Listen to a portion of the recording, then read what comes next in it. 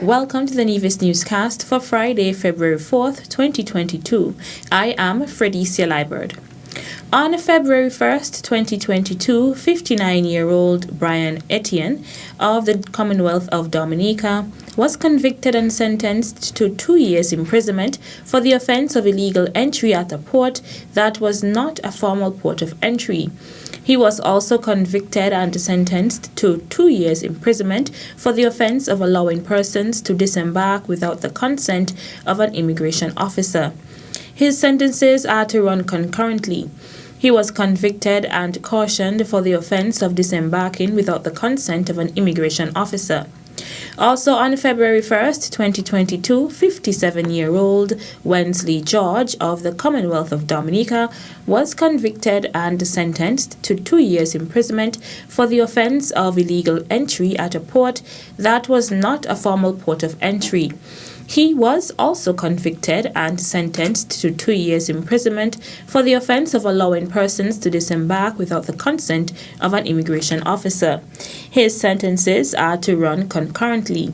He was convicted and cautioned for the offense of disembarking without the consent of an immigration officer. Chairman of the National COVID-19 Task Force, Abdias Samuel, updated entertainers and promoters on the good news of a possible return to major events, hopefully by March 2022. The National COVID-19 Task Force, in our deliberations, we have agreed to have the Cabinet consider the commencement of major events, as I said, FETs, some FET control FETs and activities as of the month of March. As per the date, we will communicate that with you as soon as we get the consideration and deliberation of the Federal Cabinet of Ministers. We are hopeful that we can get that information to you so that you can begin to advertise your event as necessary. And the reason why we are saying gradually, we don't want to regress unless we have a major outbreak. So let's get it right so that we don't have to be in a swing back and forth in the river, on the bank. We started right, we get it done correctly, and we have it sustained so that we don't have to look back unless there is a major outbreak. That's the thought process of the National COVID-19 Task Force, and we are here to work with everyone to bring back the sector to a level of operation. Since the onset of COVID-19 in St. Kitts and Nevis in 2020, extensive measures have been implemented to slow the spread of the pandemic among the population. The success of the Roll Up to Roll Out campaign, as well as the skillful management to reduce the spread of the virus, has made it more comfortable for authorities to ease the restrictions. The Butlers Enhancement and Improvement Association made a presentation to the St. James Primary School on Friday, February 4th, at the school. The St. James's Primary School, is not only a part of the community, but is the main institution of the delivery of primary education and training.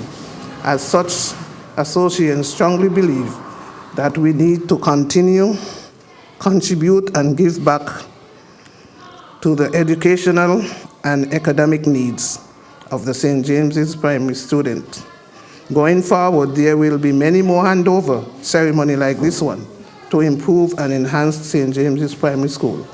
With those few words, I diligently to hand over these 6 beanbag chairs. Secretary of the Association, Regan Daniel, presented the items to Deputy Principal of the school, Christine Jeffers, who expressed gratitude to the association.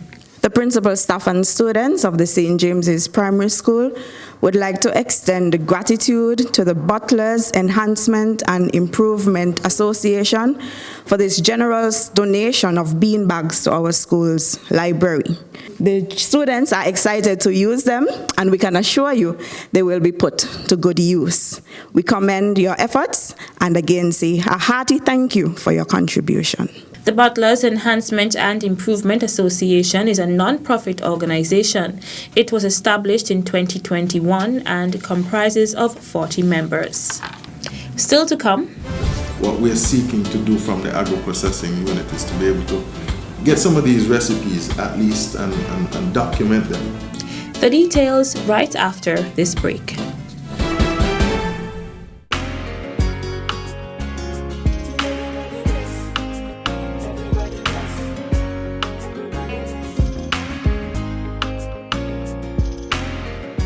My name is Jaden Walters. And my name is Alicia Walters. And we are proud students of the Nevis International Secondary School.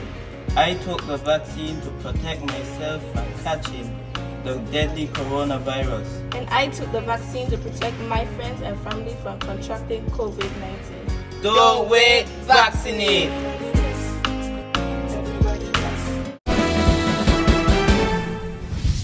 Welcome back. The Nevis Island Administration, Ministry of Human Resources encourage individuals who are interested in veterinary medicine to apply for the Ross University Scholarship. The scholarship is awarded to 4 individuals at any given time. Interested persons are asked to apply and be accepted to the Ross University. Upon university acceptance, individuals are to then apply to the Ministry of Human Resources.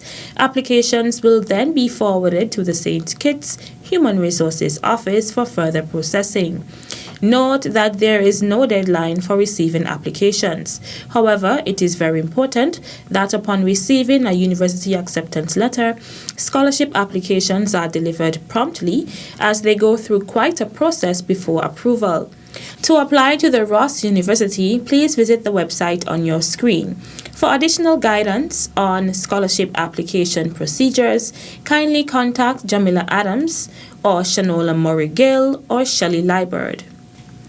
Keeping the culinary heritage of Nevis alive as much as it possibly can is the key reason behind the Nevis Agro-Processing Centre's move to preserve the island's traditional foods. Permanent Secretary in the Ministry of Agriculture, Hughie Sargent, says they are committed to documenting and producing some of Nevis's traditional recipes when he spoke to the Department of Information on January 31st, 2022. They continue to produce confectionery like tamarind balls and jams and so on.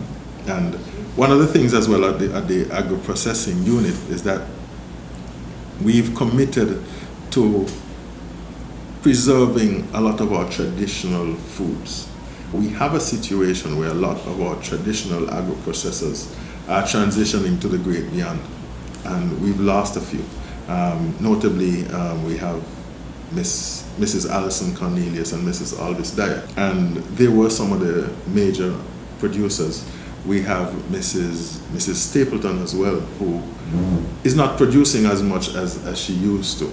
And what we're seeking to do from the agro-processing unit is to be able to get some of these recipes at least and document them so that we can preserve part of our culture, our culinary culture on the island. So it is not only just producing, but we are seeking to be able to document and have for display. And when we have activities like our Open Day or Food Festival or even World Food Day. Sargent noted that while there are semblances of the widely sought-after cultural delights available, they do not follow the same recipes as that of yesteryear. These traditional items, I mean, we have like traditional coconut cake. I see we have coconut drops in some of the bakeries. Not knocking any of the bakeries, but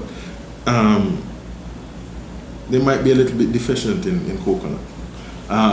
We have sugar cake that, traditional sugar cake had some ginger in it and so on. Some of these unique recipes that my parents grew up on and I, to a lesser extent, grew up on. So that is another part of the work that we're doing at agro-processing. Permanent Secretary in the Ministry of Agriculture, Hughie Sargent. That's it for this edition of the Nevis Newscast. On behalf of all of us here at the Department of Information, I'm Freddie Liburd. Thank you for viewing.